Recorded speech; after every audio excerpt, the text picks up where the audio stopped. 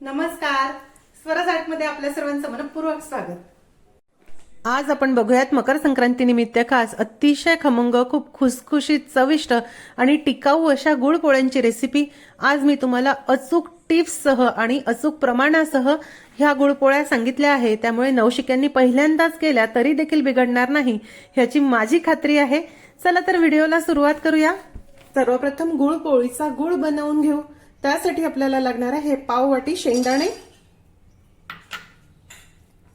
हे शेंगदाणे आता आपल्याला अगदी मंद आचेवर छान खमंग भाजायचे आहे। एक गोष्ट नेहमी लक्षात ठेवा की गुळ पोळीचे जे सर्व जिन्नस आहे, सारणाचे जे जिन्नस आहे, तुम्ही जेवढे खमंग भाजाल तेवढ्याच गुळ पोळ्या फार खमंग आणि चविष्ट होतात। त्यामुळे इथे घाई करू नका। तुम्ही बघू शकता शेंगदाणे अगदी खमंग खरपूस भाजून झाले। आता आपण हे काढून घेऊया आणि ह्याची साल काढून घेऊ। त्यानंतर कढईमध्ये अर्धी वाटी तीळ घेऊया। या ठिकाणी मी गावरान तीळ वापरणार आहे। गावरान तीळमुळे ह्या गुळ पोळ्या खूप खमंग होतात। मंद आचेवर आता ही तीळ देखील आपल्याला छान भाजून घ्यायची आहे। तुम्ही बघू शकता तीळ अगदी खमंग भाजून झाली आणि तडतडायला सुरुवात झाली आहे। आता आपण ही काढून घेऊ। आता या कढईमध्ये अर्धी वाटी किसलेलं सुकं खोबरं घेऊया।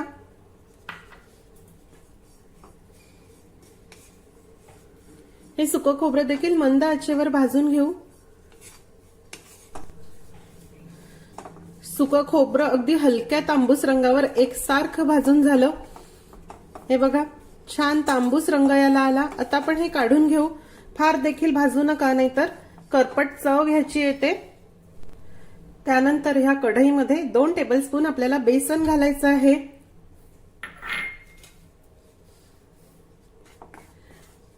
आणि तेल तूप काही न घालता हे बेसन कोरडंच आपल्याला भाजायचं आहे। बेसनामुळे ह्या सारणाची चव खूप खमंग येते। शिवाय बेसन हे बाइंडिंगचं काम करतं, त्यामुळे पोळ्या फुटत नाही। अगदी मंद आचेवर छान खरपूस होईस्तोवर बेसन भाजून घ्या। तुम्ही बघू शकता बेसन अगदी हलक्या तांबूस रंगावर भाजून झालं आणि छान खमंग सुगंध याचा पसरला। आता यामध्ये 1 टेबलस्पून खसखस घालूया। खसखस घालून अजून थोड्या वेळासाठी हे जरा भाजून घेऊ। खसखस खूप बारीक असते, भाजायला वेळ जास्त लागत नाही, त्यामुळे बेसन भाजत आलं की नंतरच त्यामध्ये आपल्याला खसखस घालायची आहे। बघा हे छान भाजून झालं। आता आपण काढून घेऊया। इथे मिक्सरच्या भांड्यामध्ये सर्वप्रथम आपण शेंगदाणे बारीक करून घेऊ। भाजलेल्या शेंगदाण्याची मी अर्धवट साल काढून घेतली। आता हे आपल्याला बारीक करून घ्यायचे आहेत। तुम्ही बघू शकता शेंगदाणे मी अगदी बारीक करून घेतले। तीळ खोबऱ्याबरोबर बारीक करताना कधी कधी शेंगदाण्याचे कण ह्यामध्ये राहतात, त्यामुळे शेंगदाणे सुरुवातीला बारीक करून घ्या। आता आपण भाजलेले तीळ, बेसन, खसखस आणि खोबरं हे देखील आपल्याला यामध्ये घालायचं आहे।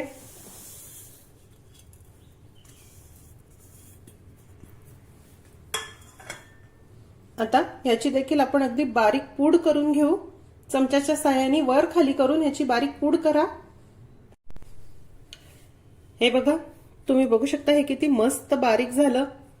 तिळाचे, खोबऱ्याचे किंवा शेंगदाण्याचे कण यामध्ये नाही। ह्याच प्रकारे आपल्याला हे बारीक करायचं आहे।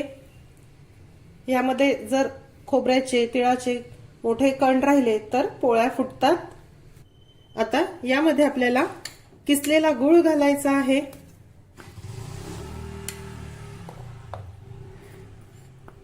गूळ हा मी किसणीवर एकसारखा किसून घेतला। गुळाचे देखील कण यामध्ये नाही। 1.5 वाटी गूळ मी घेणार आहे। गुळाचं प्रमाण तुम्ही तुमच्या आवडीनुसार कमी अधिक करू शकता, पण हे प्रमाण योग्य आहे।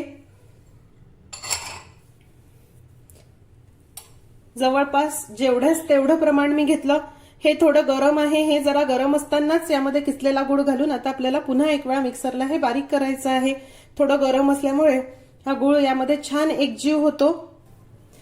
हे बघा चमच्यानी वर खाली करत मी या प्रकारे हा गूळ यामध्ये मिक्स करून घेतला। हे जे साहित्य आहे हे माझं जरा कमी होतं, त्यामुळे एकाच मिक्सरच्या भांड्यामध्ये हे सर्व साहित्य मावलं। तुमचं साहित्य जर जास्त असेल तर 2 बॅच मध्ये तुम्ही हे बारीक करू शकता। आता आपण हे काढून घेऊ।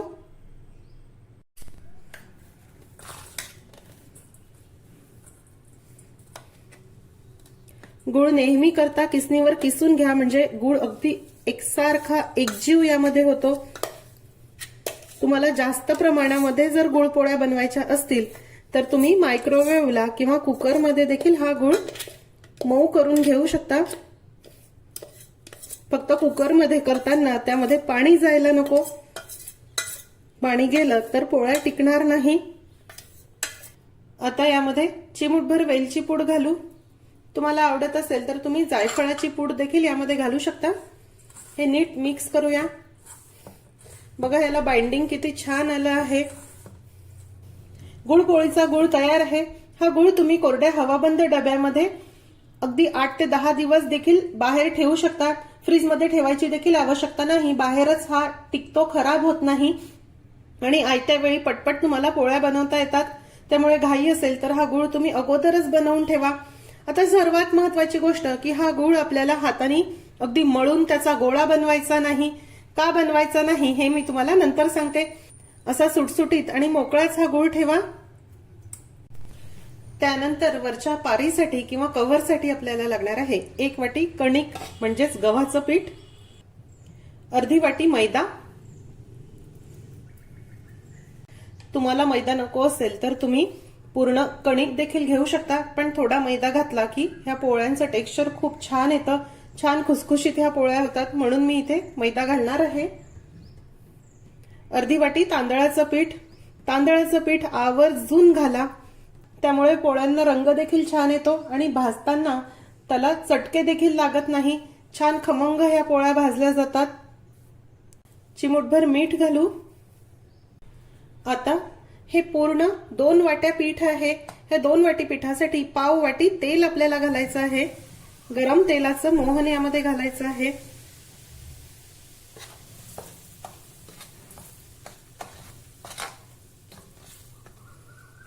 सर्व साहित्य नीट वाटीनी मोजून घ्या, म्हणजे अंदाज चुकणार नाही।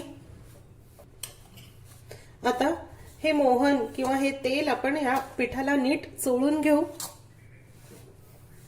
झालंय हे मिक्स। हे बघा, आपण या प्रकारे जर ह्याचा गोळा बनवला तर ह्याचा सहज असा गोळा बनतो आहे। मोहन अगदी व्यवस्थित आहे। आता यामध्ये थोडं थोडं पाणी घालू आणि या पिठाचा आपल्याला घट्ट गोळा मळायचा आहे, कारण आपलं जे सारण आहे हे कोरडं आहे, घट्ट आहे, त्यामुळे त्यानुसार घट्टच गोळा बनवा। तुम्ही जर हा गोळा सैल भिजवला तर पोळ्या फुटतात। तुम्ही बघू शकता पिठाचा या प्रकारे थोडासा घट्ट असा गोळा मी मळून घेतला आणि हे पीठ मळण्यासाठी मला साधारण पाऊण वाटी पाणी लागलं आहे। 1 वाटी पाण्यापैकी एवढं पाणी शिल्लक आहे। आता यावर झाकण ठेवू आणि हे पीठ मुरण्यासाठी साधारण 10 मिनिट आपण बाजूला ठेवून देऊ। साधारण 10 मिनिटांनंतर आपण ही कणिक एक वेळा पुन्हा नीट मळून घेऊ।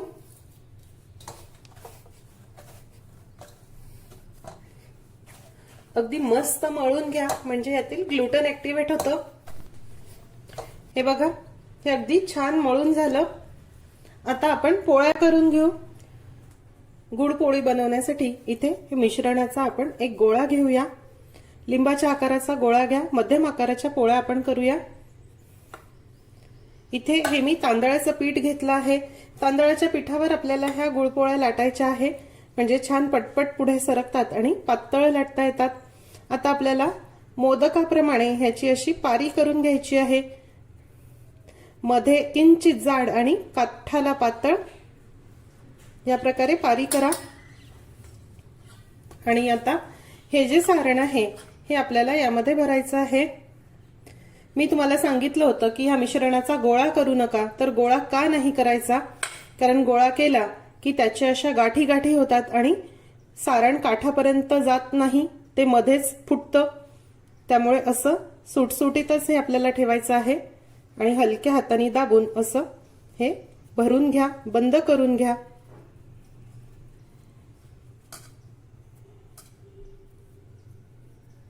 सर्व बाजूंनी नीट बंद करा। बघा, आता हे आपण दाबून घेऊ।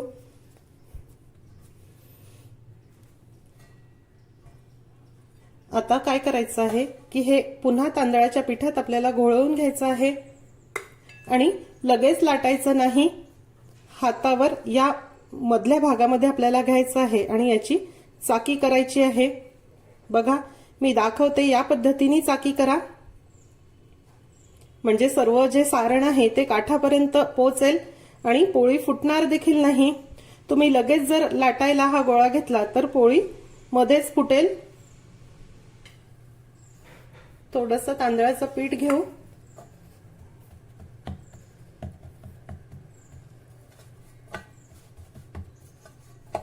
बघा, या प्रकारे ही चाकी मी तयार करून घेतली। आता अगदी हलक्या हलक्या हाताने आपल्याला शक्य तेवढी पातळ ही पोळी लाटायची आहे। आवश्यकता असेल तर मध्ये मध्ये तांदळाचं पीठ लावा। गुळ पोळी लाटून झाली, तुम्ही बघू शकता अगदी दोन्ही बाजूनी ही पोळी एकसारखी लाटल्या गेली आहे। कोणतीच बाजू ह्याची जाड नाही किंवा कोणत्याच बाजूला पीठ याला जास्त नाही, दोन्ही बाजूनी सारखी पाहिली। आता ही पोळी जळू नये म्हणून आपल्याला त्यावर भाजायच्या आधी या प्रकारे थोडंसं तांदळाचं पीठ लावून घ्यायचं आहे। दोन्ही बाजूनी असं थोडं पीठ लावा। तांदळाच्या पिठामुळे पोळी लवकर जळून येत नाही। आपण भाजून झाल्यानंतर हे पीठ कापडाच्या साहाय्याने झटकून टाकू। आता ही पोळी आपण भाजायला घेऊया। पोळी भाजण्यासाठी मी इथे तवा गरम करायला ठेवला आहे। आता यावर आपल्याला ही पोळी हळूच घालायची आहे। गॅसची फ्लेम अगदी मंद ठेवा आणि मंद आचेवर आता ह्या गुळपोळी आपल्याला भाजायच्या आहे।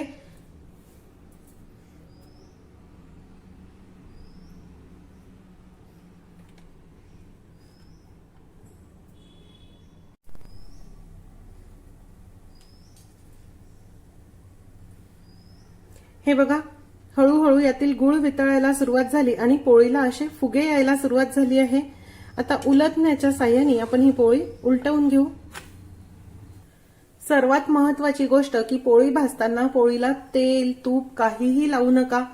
तेल तूप न घालताच आपल्याला ह्या पोळ्या भाजायच्या आहे, म्हणजे ह्या अगदी खमंग भाजल्या जातात आणि त्याला चटके देखील लागत नाही। तुम्ही यावर भाजताना जर तेल लावलं किंवा तूप लावलं तर लगेच त्याला काळे काळे डाग पडतात।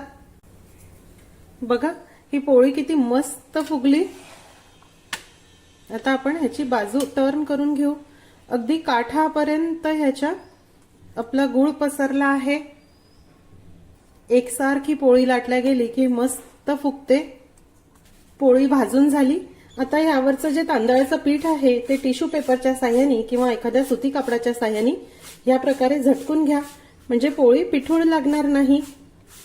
तांदळाचं पीठ लावलं की ही पोळी जळत नाही, खूप खमंग भाजल्या जाते। सर्व तांदळाचं पीठ या प्रकारे मी झटकून टाकलं। आता आपण पोळी काढून घेऊ। बघा, किती खमंग भाजल्या गेली, अगदी खरपूस झाली आहे।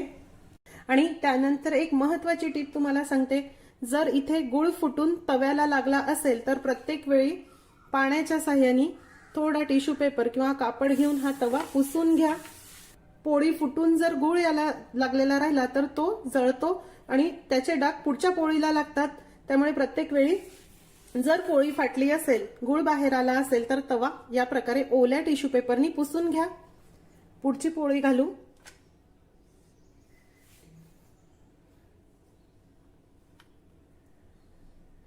अशा सर्व पोळ्या आता मी करून आणि भाजून घेते। आणि सर्वात महत्वाचं की ही पोळी उलटवण्यासाठी उलथण्याचाच वापर करा, कारण गुळ पातळ झाला की तो प्रचंड गरम असतो, हाताला चटका लागतो। त्यामुळे उलथणच वापरा। सर्व बाजूनी अलटून पलटून आता ही पोळी आपण मस्त भाजू। अतिशय चविष्ट खूप खुसखुशीत अशा गुळ पोळ्या तयार आहे। बघा, ह्याचं टेक्स्चर अगदी काठापर्यंत सारण गेलं आणि एकही पोळी फुटली तुटली नाही। दिलेल्या साहित्यामध्ये साधारण 12 ते 13 गुळपोळ्या तयार झाल्या आहे आणि 12-13 गुळपोळ्या तयार होऊन एवढा गुळ उरला आहे. ह्याच्या मी नंतर गुळपोळ्या करणार आहे. म्हणजे 12-13 गुळपोळ्या ह्या आणि 7 ते 8 गुळपोळ्यांचं मिश्रण उरलं आहे. तुम्हाला अंदाजासाठी मी हे सांगत आहे. ह्या गुळपोळ्या भाजताना मी याला तूप लावलं नव्हतं, पण आता नंतर आपल्याला हवं तर आपण ह्यावर तूप लावून घ्या. खाली घेतल्यावर ह्याला तूप लावा आणि खायच्या आयत्या वेळी देखील लावलं तरी चालेल. फक्त तव्यावर तूप लावू नका. बघा या प्रकारे ही एक पोळी मी तुम्हाला तोडून दाखवते. बघा किती छान खुसखुशीत या पोळ्या झाल्या, अगदी खमंग. या प्रकारे गुळपोळ्या तुम्ही नक्की करून बघा. गुळपोळ्या 12 ते 15 दिवस देखील खराब होत नाही. पूर्णपणे गार झाल्यानंतर कोरड्या हवाबंद डब्यामध्ये भरून ठेवा. आजची रेसिपी तुम्हाला कशी वाटली हे मला जरूर कळवा. आजची रेसिपी आवडल्यास रेसिपीला लाईक करायला व शेअर करायला विसरू नका. माझ्या चॅनलला देखील नक्की सबस्क्राईब करा. अशीच एक छानशी रेसिपी घेऊन भेटूया स्वराज्याच्या पुढच्या भागामध्ये. तोपर्यंत चवीने खा आणि निरोगी राहा.